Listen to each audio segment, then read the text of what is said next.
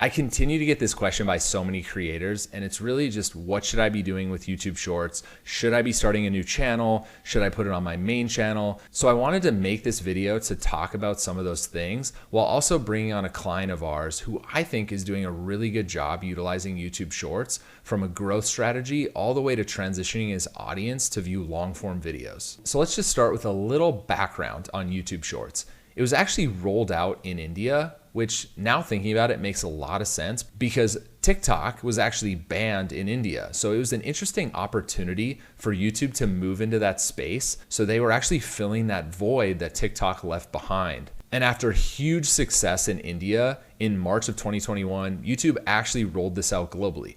And if you take a look at your mobile phone, you'll see that the trending button is no longer there. It's completely gone. But in replace of that button, there is now an icon that's for YouTube Shorts. And this will take you directly into YouTube Shorts. And the big question that I have is, are we eventually going to get to a point where when I click on the YouTube app and I open YouTube, am I going to get directly thrown into Shorts, or am I still going to have my home feed? Or is my home feed just going to be YouTube Shorts, and that flow is actually going to look a lot more like TikTok and a lot less like YouTube in its current form?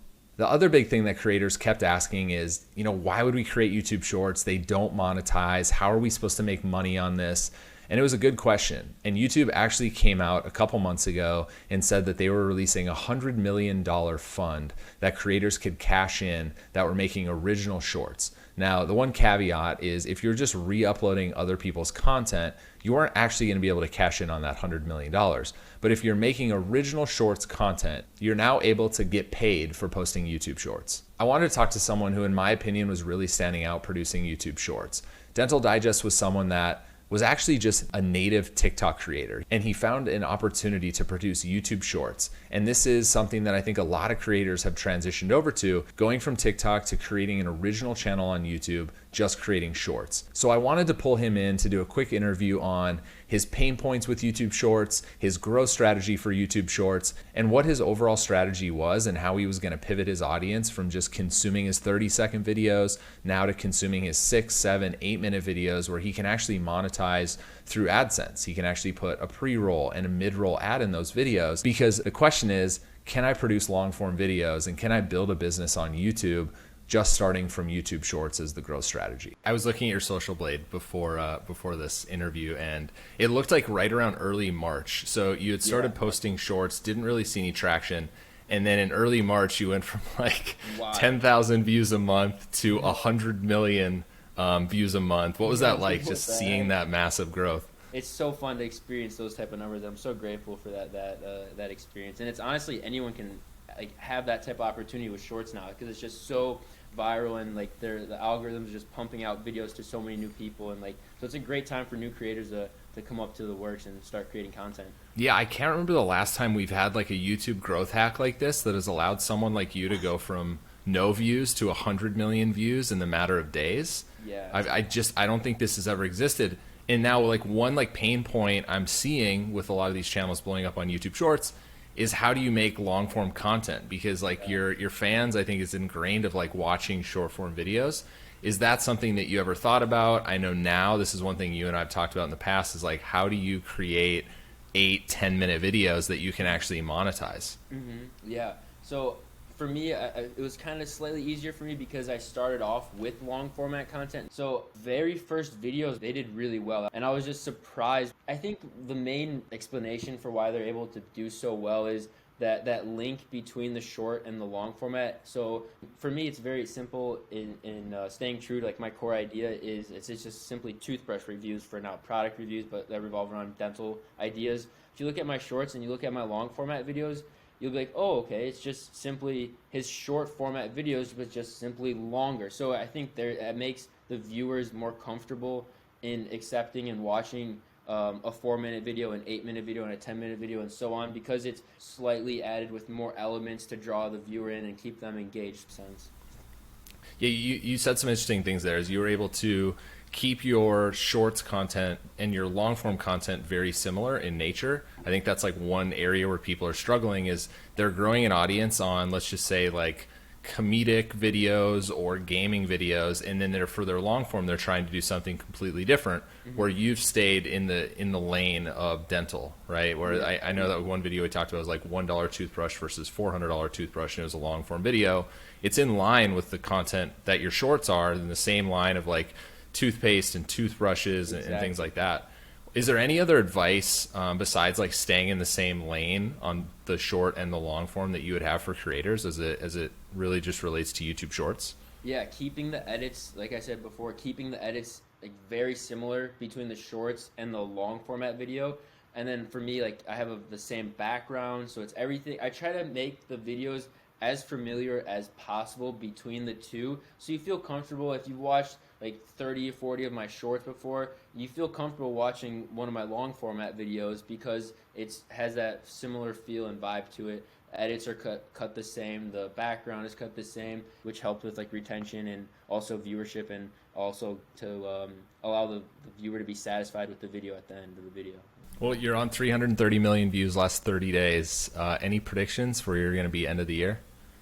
Honestly, the blessing and curses of growing so fast is I'm desensitized to the numbers. I don't know if it's a good thing or a bad thing, but I don't like look at numbers anymore. Really just putting a lot of my thoughts and efforts and time into creative and future content for keeping the channel sustainable. Awesome. Well, it's been fun it's been fun to watch. You're killing it. I appreciate it. So one thing I want to talk about is, what if I'm an established creator on YouTube? What should my short strategy be? We've seen a lot of YouTube creators start second channels. I think a good example of this is a few of our clients. Mr. Beast has created a shorts channel. Preston has created a shorts channel, and they've seen a lot of success with those secondary channels. The one thing they're missing, unfortunately, is they're missing that growth hack of being able to produce shorts videos on their main channel. And why aren't creators wanting to produce shorts on their main channel? I think there's two things. I think one, a lot of them think that creating a YouTube short on their main channel is actually going to affect the overall average view duration of their channel, and thus affect the next uploads. And what I mean by that is, you upload a 30-second or a 60-second video on your channel, and let's say it gets 10 to 20% watch time on a 30-second video. Creators are worried that that low average view duration of that video is actually going to affect the next upload, even if it's a long form video. Say it's a 15-minute video. And so a lot of creators have actually shied away for that reason. But I think the main reason, and this is something that YouTube has to address, is established creators want a way to upload shorts without it showing up in the actual video feed on their main channel. And I actually think YouTube is working on this. It just makes total sense. Why would they want someone like Mr. Beast to create a second YouTube Shorts channel? They actually want him to produce YouTube Shorts on his main channel. An example that I've seen where someone is actually producing shorts on their main channel and was already an established creator is LankyBox. And what LankyBox has been able to do is they've been able to see significant month-over-month growth in viewership. And why are they seeing this? Well, they're actually producing a lot of YouTube shorts on their main channel and using it as really a top of funnel to find new audience, to find new subscribers. And they've grown from 600 million views a month. And now I think the last time I checked Social Blade, they were at 2.5 billion views last month. 2.5 billion views. That is crazy growth over 3 months just by implementing YouTube shorts. But the only negative to that is when you go to their video feed, you see all these YouTube shorts mixed in with all these long form videos. And that's not what creators want. I think it can be built into their profile. There should be a new video uploads, then there should be a popular video uploads, then there should be shorts. But when you click on a creator's video, you shouldn't be littered with a bunch of YouTube shorts, and it also shouldn't show up in someone's subfeed. So what would I do? What would I do if I was an established creator with 10 million followers pulling, let's say, over 50 million views a month? What would my strategy be?